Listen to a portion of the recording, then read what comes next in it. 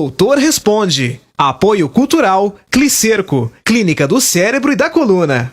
E no quadro Doutor Responde de hoje, nós falaremos sobre o grande mal do século.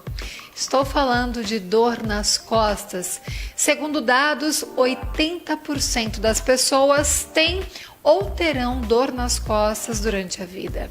Para abordar esse assunto, eu falo com o neurocirurgião Dr. Danilo Vilela. Danilo, muito obrigada por me receber nessa clínica tão linda. Muito obrigada.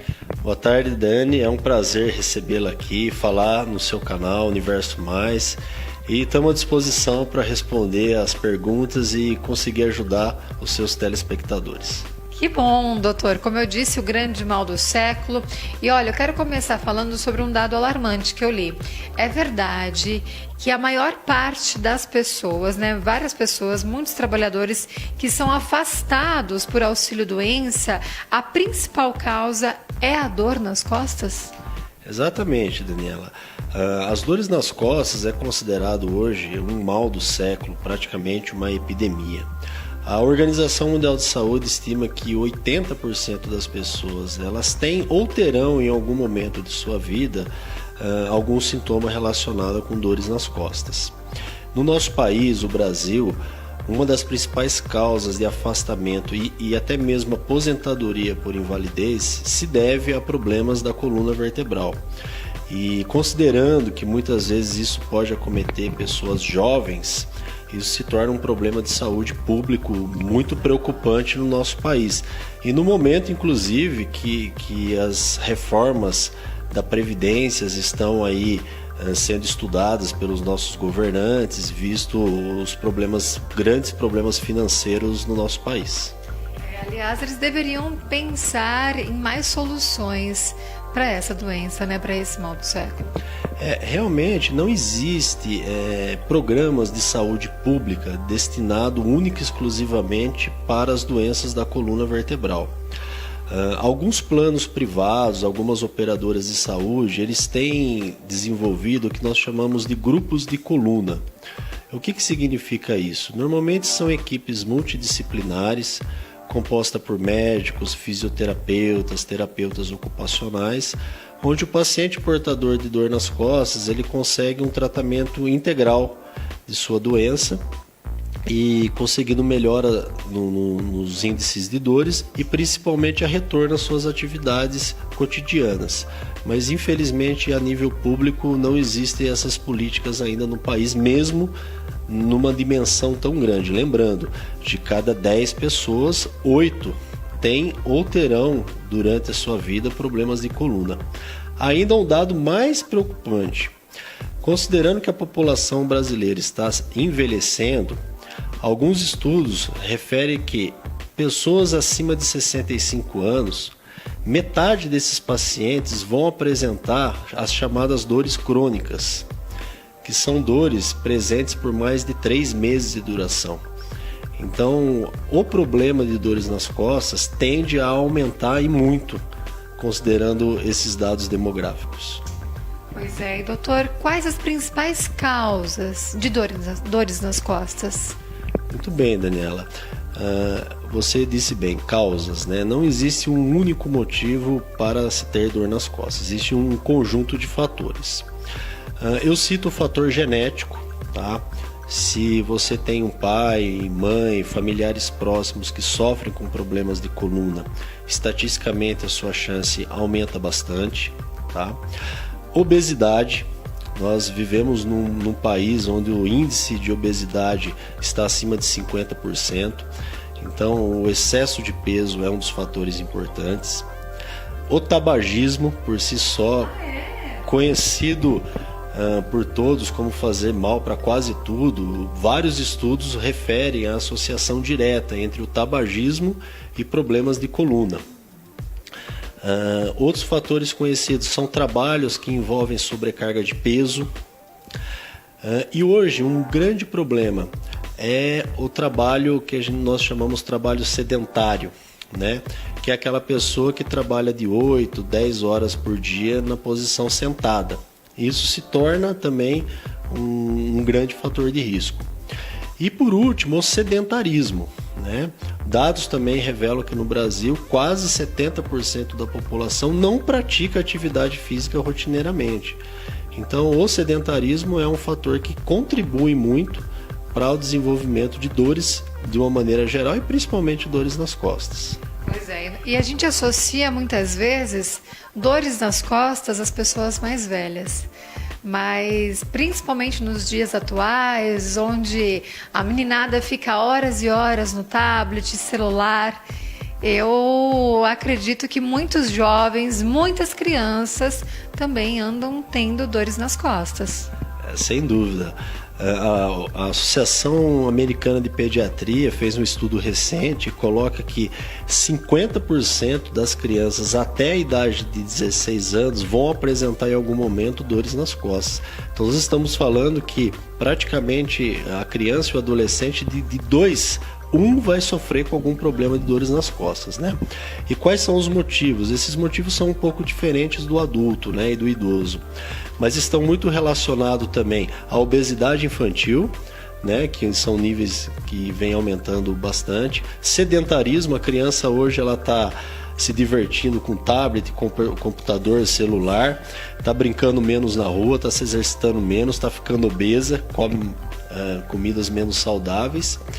E falta de postura, carregar a mochila com excesso de peso, todos esses fatores contribuem para isso. Muito bem, doutor. Você citou algumas dores crônicas, né? Algumas doenças também levam a dores crônicas nas costas, né? Quais são? Sim. É importante, Daniela, que toda pessoa que sofre com dor nas costas deva procurar uma ajuda médica, tá? Qual vai ser o trabalho nosso? O trabalho nosso vai ser tentar identificar a causa ou o motivo dessas dores. As mais importantes no nosso meio são hérnias de disco, né, que são muito conhecidas, as artroses de coluna e principalmente os problemas posturais, escolioses, lordoses, cifoses, os distúrbios de curvaturas que nós chamamos. No idoso é um pouco mais diferente, porque as doenças chamadas de estenose do canal, justamente pela doença degenerativa, as artroses, são as mais comuns. Mas, repito, as causas podem ser muito diferentes e vários outros motivos podem ocasionar as dores. Agora, doutor, nós falamos do sedentarismo e um número alarmante, né? 70% das pessoas são sedentárias. Qual a importância da atividade física para o tratamento de dores nas costas? Daniela, hoje nós consideramos que 90% das pessoas que sofrem com dores nas costas não precisam de nenhum tipo de intervenção cirúrgica, né? Elas podem perfeitamente serem tratadas de maneira conservadora, que nós chamamos. E o exercício físico é parte importantíssima disso, né? E qual o melhor exercício físico? O que a pessoa deve praticar? Vai depender muito de qual é o motivo que ela tem dor. Então, por isso, ela deve passar por uma avaliação médica, esclarecer quais são as causas das dores dela, para que nós possamos orientá-la e indicá-la para uma melhor atividade física para o caso dela, que pode ser não semelhante ao caso de um amigo ou de um familiar. Tem que ser algo individualizado. Variando de uma musculação para alguns, pilates para outros. Uma coisa importante, né? Eu recebo muitos pacientes que às vezes sofrem de problema de coluna já há muitos anos, né? E tiveram a recomendação na ocasião por outros profissionais que essas pessoas não poderiam fazer nenhuma atividade física, né? E isso está totalmente errado, tá? A recomendação hoje é que o paciente deve fazer parte de um programa de reabilitação onde a atividade física é muito importante. Então, nós temos desde uma simples caminhada até mesmo a prática de uma academia, de uma musculação. Tudo isso vai depender muito da origem da dor e da causa do problema. Práticas hoje que estão bastante comuns e vêm sendo bastante utilizadas pelos pacientes são a hidroginástica, a hidroterapia, o próprio Pilates vem ganhando bastante adepto, porque são técnicas que auxiliam inclusive em correção de postura, fortalecimento muscular sem grande sobrecarga de peso. Até como prevenção, né, doutor? Exato, e hoje eu recebo também no consultório muitas pessoas jovens que, ao verem familiares, pai e mãe sofrerem de problemas de coluna, eles procuram a gente para fazer o que eles chamam de check-up de coluna. O termo não seria muito bem esse, mas para tentar identificar o que eles poderiam estar fazendo hoje para que no futuro não sofram igual os familiares deles têm sofrido atualmente, né? Então, a prevenção, isso é o melhor caminho em todas as doenças, e na coluna, Daniela, também continua sendo nosso norte. Exato. Agora, doutor, quando a solução é somente mesmo a cirurgia? Felizmente a tecnologia está bem avançada nessa área. Agora, qual a tendência nas técnicas cirúrgicas para a coluna vertebral? Bom, conforme eu falei, a cirurgia, a necessidade de cirurgia é uma exceção. Tá? A maioria dos problemas não necessita de procedimento cirúrgico. Porém, as técnicas cirúrgicas vêm evoluindo de maneira importante nas últimas décadas e principalmente nos últimos anos. Atualmente, nós temos usado mais as cirurgias chamadas minimamente invasivas, que são cirurgias de pequenas incisões, pequenos cortes, ou muitas vezes sem necessidade de corte, feito com anestesias locais ou uma simples sedação, não necessitando muitas vezes de anestesia geral, e utilizando recursos de alta tecnologia. No caso, eu cito para você os bloqueios feitos com um aparelho chamado de radiofrequência, e atualmente nós já estamos utilizando para tratamento de hérnia de discos o equipamento do laser, que também é feito com punção, um pós-operatório muito mais rápido, não necessitando de internação, e o paciente conseguindo retornar às suas atividades sociais, profissionais, de uma maneira muito mais precoce e muito mais rápida. Então, esse avanço vem contribuindo muito para a recuperação dos pacientes que infelizmente vão necessitar de um procedimento cirúrgico. Certo, doutor. Tem alguma consideração final?